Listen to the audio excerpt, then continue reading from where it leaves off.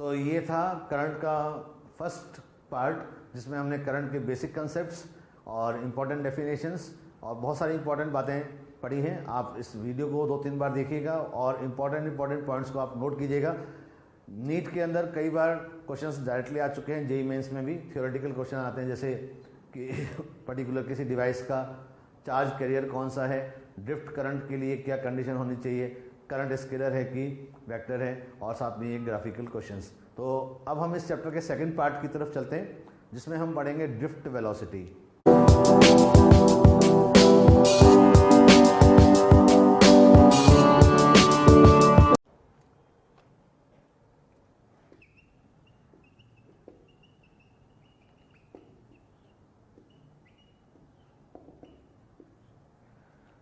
इस चैप्टर में हमारा सारा कंसंट्रेशन रहेगा कंडक्टर्स के ऊपर। मैं आपको सारी बातें क्लियर कर रहा हूँ कि जब हम ड्रिफ्ट वेलोसिटी की यहाँ बात कर रहे हैं तो हम ड्रिफ्ट वेलोसिटी लेंगे किन की, फ्री इलेक्ट्रॉन्स की। किसके अंदर?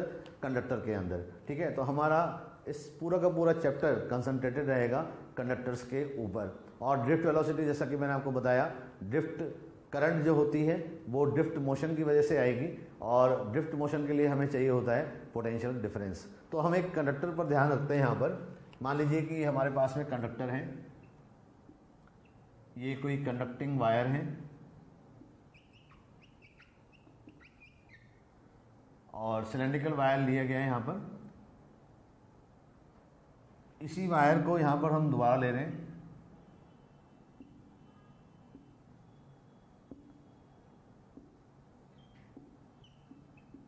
और यहाँ पर हमने पोटेंशियल डिफरेंस अप्लाई कर दिया है, यानी कि वायर वही है, कंडक्टर वायर है, कंडक्टिंग वायर है। यहाँ पर है in the absence of battery, in the absence of battery और सोर्स, और यहाँ पर वही कंडक्टर है इन द प्रेजेंस ऑफ बैटरी और सोर्स। कंडक्टिंग मटेरियल के बारे में जब आप पढ़ना शुरू करते हैं तो जैसा कि हमने देखा कि ये कंडक्टिंग मटेरियल बाकी मटेरियल से क्यों डिफरेंट होता है, तो उसका जवाब यही है कि कंडक्टिंग मटेरियल या conductor has a very large number of free electrons. Conductor में बहुत ज़्यादा फ्री इलेक्ट्रॉन्स होते हैं। फ्री इलेक्ट्रॉन्स वो होते हैं जो इलेक्ट्रॉन्स मेटल के या इन कंडक्टिंग के एटम्स या मॉलिक्यूल से अलग हो चुके होते हैं और इन पर किसी एक पर्टिकुलर एटम का इन्फ्लुएंस नहीं रहता।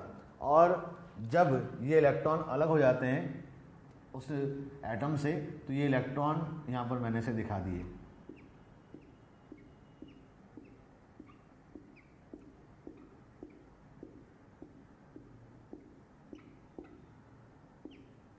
तो ये यहाँ पर जो दिखाए गए हैं वो फ्री इलेक्ट्रॉन्स हैं। अब सवाल ये उठता है कि क्या ये फ्री इलेक्ट्रॉन्स जो हैं वो अपनी जगह पर स्टेबल यानी कि स्टैटिक स्टेट में रहते हैं, या फिर अपनी जगह पर ये मोशन करते रहते हैं, हिलते रहते हैं, मोशन करते रहते हैं, या फिर स्टेबल स्टैटिक रहते हैं? तो इसका जवाब ये है कि these electrons are not static but always in motion, and this motion is called thermal motion। यानी कि ये इलेक्ट्रॉन अपनी जगह पर रेस्ट में नहीं होते हैं, ये इलेक्ट्रॉन अपनी जगह पर मूव करते रहते हैं, और इस मोशन को क्या बोलते हैं हम? Thermal motion. और ये थर्मल मोशन कभी भी ज़ीरो नहीं होता।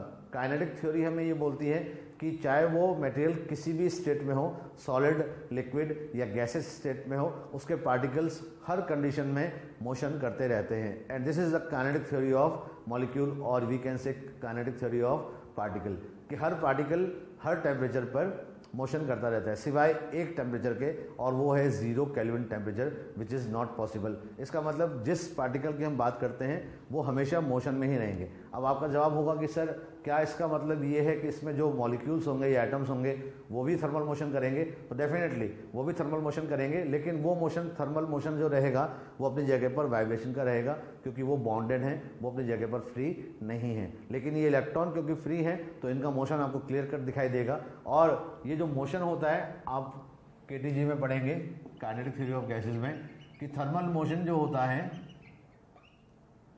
वो 3 टाइप्स का होता है, ट्रांसलेशनल, रोटेशनल और वाइब्रेशनल। अब मैं जब बात करता हूँ थर्मल मोशन की, तो ये थर्मल मोशन किस में होगा? मॉलिक्यूल्स में, एटम्स में, इलेक्ट्रॉन्स में, तो आप बोलेंगे सब में होगा। लेकिन एटम्स और मॉलिक्यूल्स लैटिस में बॉन्ड से बॉन्डेड हैं, सॉलिड स्टेट में है, कंडक्टिंग मटेरियल्स में ये बॉन्डेशन बहुत स्ट्रांग है, इसलिए वो ट्रांसलेशनल या रोटेशनल मोशन नहीं करेंगे, वो अपनी जगह पर ही क्या करेंगे? वाइब्रेट करेंगे, क्योंकि ये वाइब्रेशन होगा किसकी वजह से? थर्मल मोशन की वजह से। लेकिन इलेक्ट्रॉन जो कि मोशन करने के लिए फ्री है, तो इलेक्ट्रॉन ट्रांसलेशन मोशन भी कर पाएगा। इलेक्ट्रॉन ट्रांसलेशन मोशन करने के लिए फ्री रहेगा, तो ये मोशन हमें इलेक्ट्रॉन इस तरह से करते हुए दिखाई देंगे।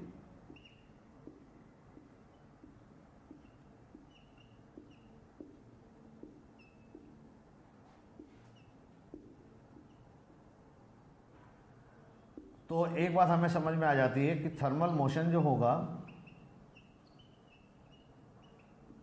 वो रैंडम होगा।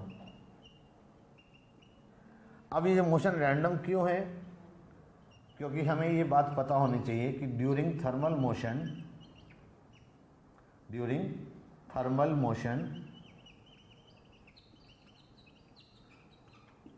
Electrons collide with the ions. वो आयंस जो किस में है? रेस्ट पोजीशन में है। वो आयंस जो रेस्ट पोजीशन में है, ये इलेक्ट्रॉन उनसे क्या करते हैं? कोलाइड करते हैं। और इस कोलिजन की वजह से हर बार इनकी डायरेक्शन बदलती रहती है, और डायरेक्शन बदलती रहती है, इसलिए ये मोशन कैसा बन जाता है? Random motion. इसका मतलब अगर आपके पास में ये कोई कंडक्टिंग वायर है, कॉपर का बना है या एल्यूमिनियम का, इसके अंदर जो इलेक्ट्रॉन है वो इस तरह से रैंडम मोशन कर रहा है। जस्ट लाइक हम अगर एग्जांपल लें तो आप जैसे देख रहे हैं मक्खी जो मूव करती है रैंडम मोशन, इस तरह का रैंडम मोशन इन इलेक्ट्रॉन्स का इन मटेरियल के अंदर होता है। अब अगर मैं किसी एक इलेक्ट्रॉन को देखूं, मान लीजिए मैं इस इलेक्ट्रॉन को देख रहा हूं, तो मुझे जो उसका मोशन यहां दिख रहा है, मोशन ऑफ पर्टिकुलर इलेक्ट्रॉन, जो फ्री इलेक्ट्रॉन की हम बात कर रहे हैं, वो इस डायरेक्शन में, इस डायरेक्शन में, इस डायरेक्शन में, इस डायरेक्शन में, हर डायरेक्शन में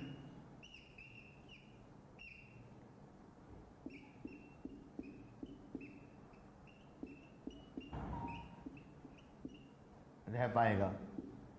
this is the motion of particular one electron. एक इलेक्ट्रॉन का ये मोशन दिखाया गया है, जो अलग अलग टाइम पर स्नैपशॉट लेके दिया गया है कि ये इलेक्ट्रॉन अपनी डायरेक्शन को बार बार चेंज कर रहा है। और इसकी वजह मैंने आपको बता दी।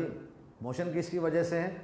मोशन वजह से है टेम्परेचर की वजह से, इसलिए हमने बोला कि ये थर्मल मोशन है। Motion is due to temperature, therefore this motion is called thermal motion. And the randomness is due to collision. जो रैंडमनेस आई है वो किसकी वजह से आई है? कॉलिजन की वजह से। और मोशन किसकी वजह से आया है? मोशन किसकी वजह से आया है? टेम्परेचर की वजह से। ये कंडक्टर के अंदर इलेक्ट्रॉन्स का हाल है। क्या ये यहाँ भी होगा? तो मैंने इसका जवाब आपको पहले भी बताया कि रैंडम मोशन कभी भी ज़ीरो नहीं होता।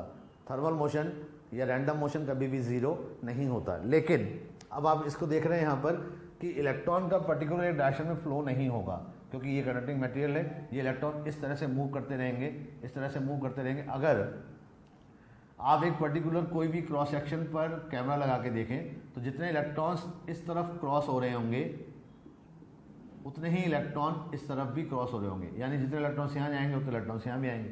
तो पर्टिकुलर एक डायरेक्शन में तो इनका फ्लो हो नहीं रहा। पर्टिकुलर एक डायरेक्शन में फ्लो नहीं है, इसका मतलब करंट नहीं मिलेगी और कोई ड्रिफ्ट मोशन भी हमें नहीं मिलेगा। इसका मतलब in the absence of battery,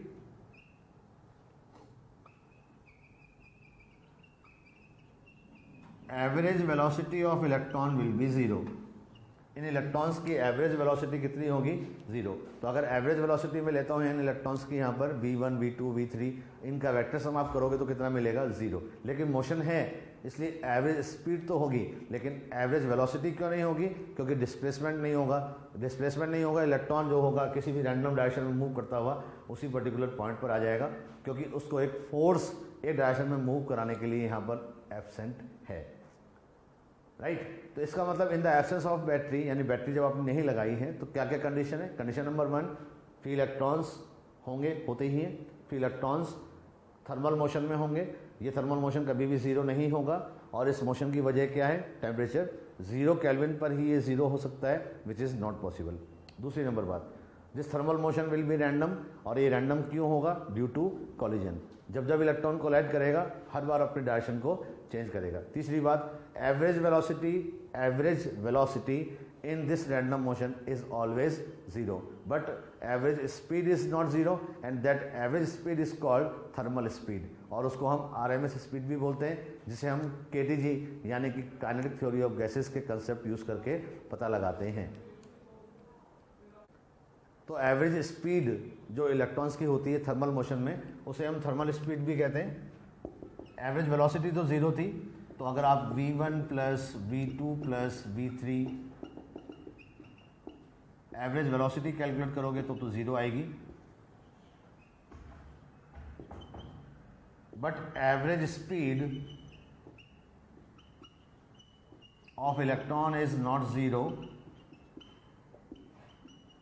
क्योंकि मोशन तो हो ही रहा है और स्पीड स्केलर क्वांटिटी होती है, and this speed is called thermal speed. कई बुक्स वगैरह में इसको रफ लैंग्वेज में थर्मल वेलोसिटी भी बोल देते हैं, लेकिन यहाँ पर मैंने आपको स्पेसिफाई कर दिया है, अगर आप वेलोसिटी की बात करो, because velocity is always vector quantity, तो उसका एवरेज तो यहाँ पे 0 हो रहा है। इसका रीज़न मैंने आपको बता दिया कि पर्टिकुलर एक डायरेक्शन में जो फ्लो हो रहा है उतना ही नेगेटिव डायरेक्शन में भी फ्लो हो रहा है, तो नेट वेलोसिटी तो कितनी हो जाएगी, 0, लेकिन एवरेज स्पीड 0 नहीं होगी, और इस स्पीड को हम बोलेंगे थर्मल स्पीड। और ये थर्मल स्पीड जो होती है VTH, thermal speed of electron is given by 3 kT/m by using kinetic theory of gases. Kinetic theory of gases के हमने जो रूल्स लगाए, उससे ये थर्मल वेलोसिटी या थर्मल स्पीड हमें मिली है, जिसे हम बोल रहे हैं √3 kT/m। एक्चुअली ये थर्मल स्पीड है, लेकिन फिर बता रहा हूँ मैं आपको कि कई बुक्स में इसको थर्मल वेलोसिटी भी कहा जाता है, but they are wrong, logically they are wrong, but उन्होंने इसको थर्मल स्पीड को थर्मल वेलोसिटी लिख दिया, लेकिन एवरेज वेलोसिटी 0 होगी, थर्मल स्पीड 0 नहीं होगी। K is the Boltzmann constant,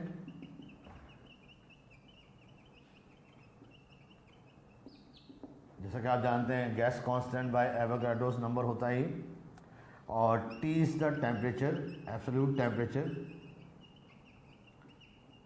जो केल्विन में रखा जाएगा, और M is the mass of electron.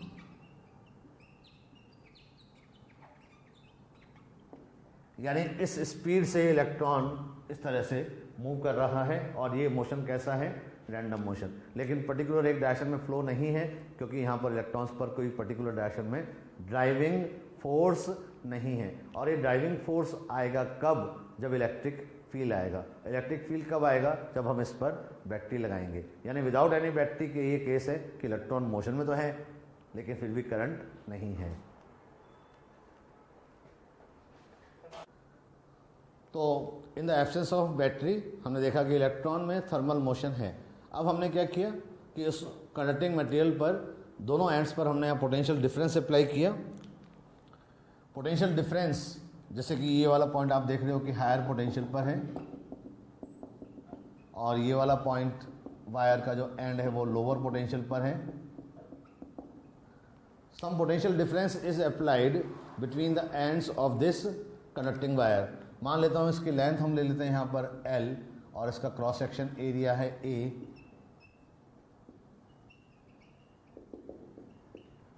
Right. Potential difference जो आपने अप्लाई किया है एट द एंड्स वो है कैपिटल V। तो इलेक्ट्रिक फील्ड इस पोटेंशियल डिफरेंस की वजह से जो आएगा इलेक्ट्रिक फील्ड, वो हो जाएगा V/L, और ये इलेक्ट्रिक फील्ड जो होगा वो पॉजिटिव से नेगेटिव की तरफ।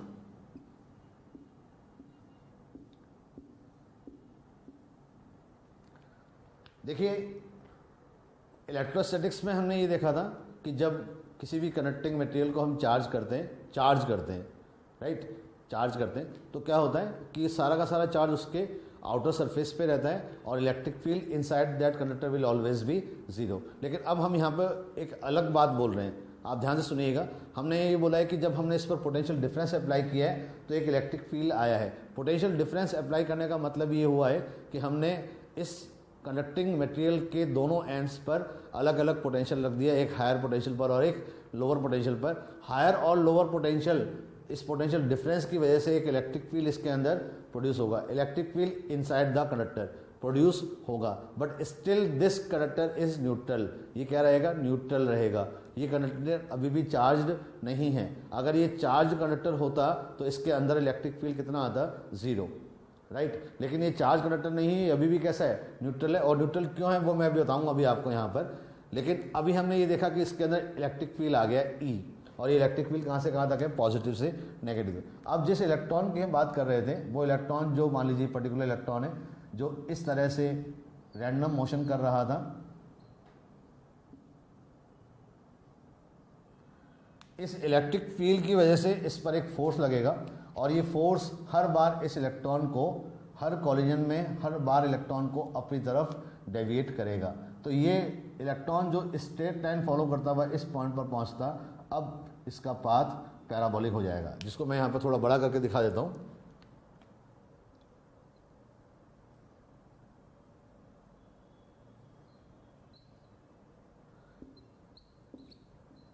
ये जो रेड कलर का जो पाथ मैंने यहाँ पर बनाया है, ये है path of free electron in the absence of battery. Now you can see clearly that the path between two successive collisions, जब जब collision हुआ तब तब इसने अपना path चेंज किया है। इसका मतलब जहाँ जहाँ path चेंज हो रहा है वहाँ पर collision हुआ है। तो ये फर्स्ट collision हुआ, path चेंज हो गया, सेकंड collision हुआ, path फिर चेंज हो गया। Between two collision, अगर मैं इसको बोलता हूँ फर्स्ट collision, ये है फर्स्ट collision और ये है second collision। Between two successive collision, the path of electron is straight line.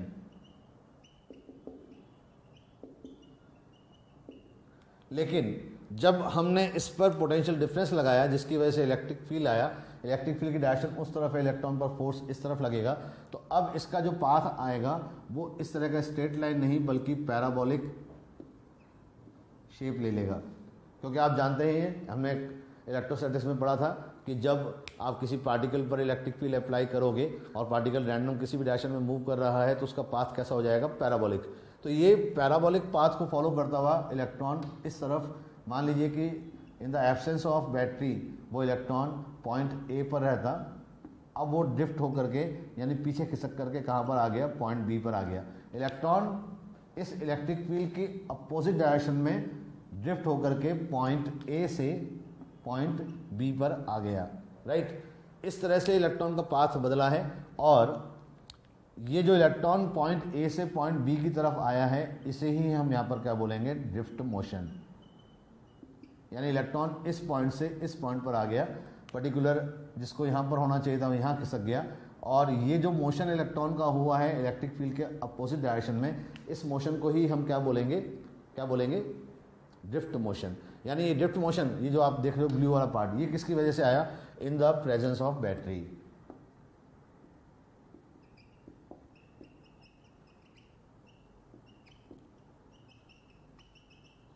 और जब इसको यहां जाना चाहिए था तो ये इस तरह से अपना पाथ बदल लेगा।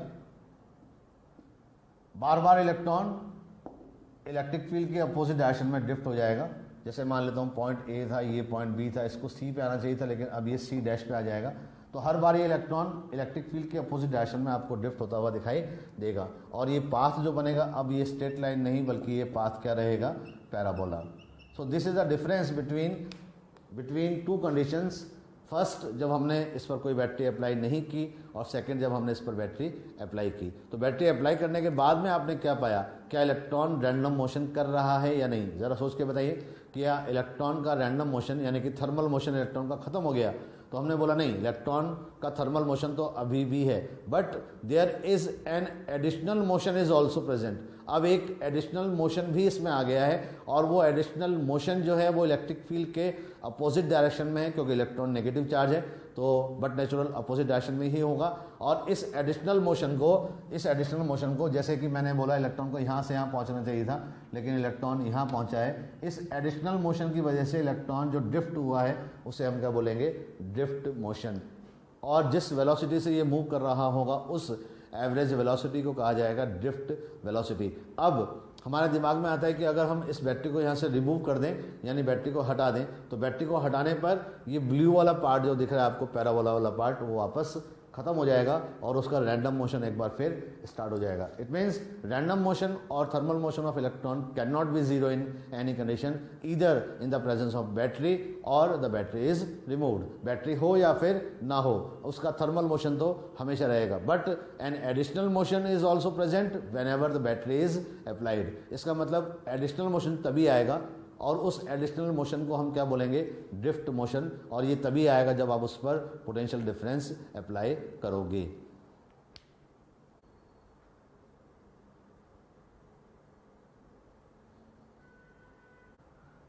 तो अब हम इस ड्रिफ्ट वेलोसिटी की वैल्यू पता लगाएंगे कि ड्रिफ्ट वेलोसिटी का मैग्नीट्यूड कितना आएगा। हाउ टू डिटरमाइन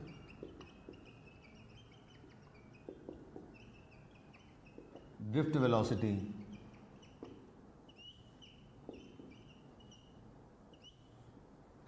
ठीक है ना। तो हमने ये देख लिया कि सबसे पहली बात कि ड्रिफ्ट वेलोसिटी क्यों आएगी, और ड्रिफ्ट वेलोसिटी है क्या? Drift velocity is an average constant velocity. Average constant velocity है, ये ध्यान रखना आप। Drift velocity is an average constant velocity which is produced by the electric field। किसकी वजह से आया है? किसने प्रोड्यूस किया है इसको? इलेक्ट्रिक फील्ड ने प्रोड्यूस किया है। और ये इलेक्ट्रिक फील्ड किसकी वजह से आया था? पोटेंशियल डिफरेंस की वजह से।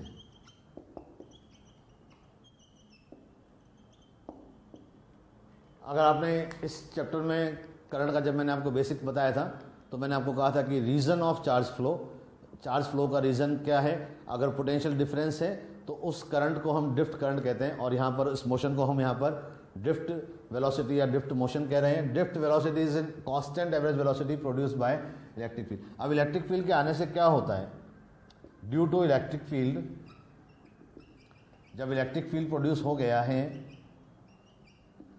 तो इलेक्ट्रॉन पर जो फोर्स लगेगा, फ्री इलेक्ट्रॉन की ही यहाँ पर बात कर रहे हैं हम, तो वो फोर्स हो जाएगा ई। ठीक है ना। इलेक्ट्रिक फील्ड के अपोजिट डायरेक्शन में आएगा, तो आप चाहो तो अगर वेक्टर फॉर्म में लिखोगे तो यहाँ -e लगा दो आप, क्योंकि ये फोर्स इलेक्ट्रिक फील्ड के ठीक अपोजिट डायरेक्शन में होगा। तो इसका जो एक्सेलरेशन हो जाएगा, एक्सेलरेशन वो हो जाएगा E/m, राइट। अब मान लीजिए मैं ये बोलता हूँ कि इलेक्ट्रॉन पहले, कोई भी इलेक्ट्रॉन पहले किसी भी वेलोसिटी v1 वेलोसिटी से चल रहा था, तो उसकी वेलोसिटी क्या हो जाएगी after time t? Velocity of electron after time t, या मान लीजिए आफ्टर टाइम t1, तो वो वेलोसिटी हो जाएगी v1 = u1 + at1। ये क्या है? यहाँ पर एक्सेलरेशन है। और यहाँ पर आप देख रहे हैं कि मैंने u लिया है और किसी के ऊपर भी मैंने वेक्टर साइन नहीं लगाया। इसका मतलब क्या है? इसका मतलब ये है कि ये मैंने स्पीड की बात की है, और अगर मैं यहाँ पर वेक्टर लगा देता हूँ तो अब ये वेलोसिटी बन जाएगी। ठीक है। एक्सेलरेशन जो आएगा यहाँ पर आपको पता ही है, वो हो जाएगा -e/m।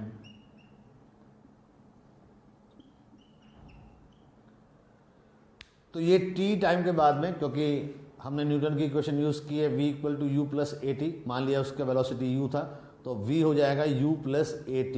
t1 टाइम रखा है, तो ये हो गया u1 plus at1। Similarly we can calculate the velocity of different electrons, अलग अलग इलेक्ट्रॉन्स की हम अलग अलग टाइम पर वेलोसिटी कैलकुलेट कर सकते हैं। और अलग अलग इलेक्ट्रॉन्स की अगर हम वेलोसिटी कैलकुलेट करेंगे यहाँ पर, तो देखिए क्या होता है, सबकी वेलोसिटी v2 इक्वल टू हो जाएगा u2 plus at2, v3 equal to u3 plus at3, और इस तरह से इनकी वेलोसिटीज आती रहेंगी।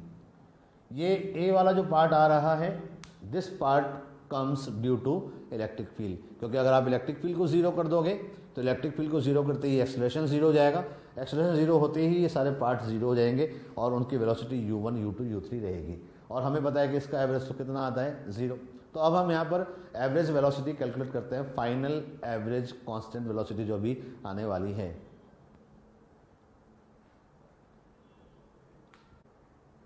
तो अब हम इन वेलोसिटीज का एवरेज कैलकुलेट करें, तो यहाँ पर एवरेज वेलोसिटी आ जाएगा, आप लेफ्ट हैंड साइड में ऐड करोगे तो v1 प्लस v2 प्लस, और इधर राइट हैंड साइड में u1 plus u2 plus, acceleration common आ गया यहाँ पर, और अंदर रहा t1 plus t2 plus t3, और एवरेज कैलकुलेट कर रहे हैं हम, तो n का डिवाइड कर दिया, n is the number of collisions, जिसके बाद में हमने एवरेज वेलोसिटी कैलकुलेट की है। सो n एवरेज वेलोसिटी ले रहे हैं हम यहाँ पर आफ्टर n कॉलिजन्स। तो v1 plus v2 plus v3 और ये vn, ये तो बन गया एवरेज वेलोसिटी,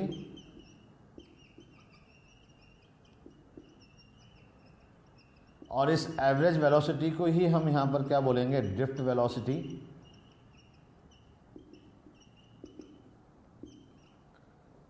जब आप u1 plus u2 plus un करोगे तो ये इनिशियल एवरेज वेलोसिटी तो ज़ीरो थी, इधर ये बचेगा a, t1 plus t2 plus tn divided by n, और ये पर्टिकुलर क्वांटिटी जो अंदर ब्रैकेट में आ रही है t1 plus t2 plus t3 plus tn, इस क्वांटिटी को यहाँ पर कहा जाएगा average time in n successive collisions. मैं फिर बोल रहा हूँ, average time in n successive collision, यानी n कॉलिजन्स का ये क्या है, एवरेज टाइम है, और इस क्वांटिटी को बोलते हैं हम रिलैक्सेशन टाइम।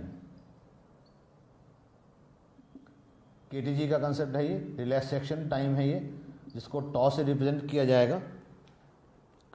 अब हमें पता लग गया है कि ये ड्रिफ्ट वेलोसिटी जो आ गई यहाँ पर, वो हो गई है a into toe.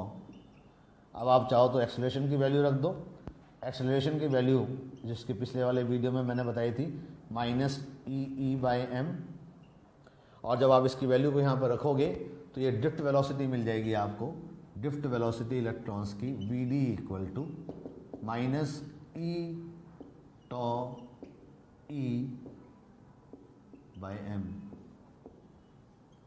Negative sign क्या दिखा रहा है हमें, negative sign indicates that the direction of drift velocity of electron is just opposite to the electric field. और आपको यहाँ दिख भी रहा था, मैंने आपको बताया था कि ड्रिफ्ट मोशन की वजह से इलेक्ट्रॉन ए से बी की तरफ डेविएट हुआ था, किसका था, यानी इलेक्ट्रॉन्स के ड्रिफ्ट वेलोसिटी इस डायरेक्शन में आएगी और इलेक्ट्रिक फील्ड उस डायरेक्शन में है।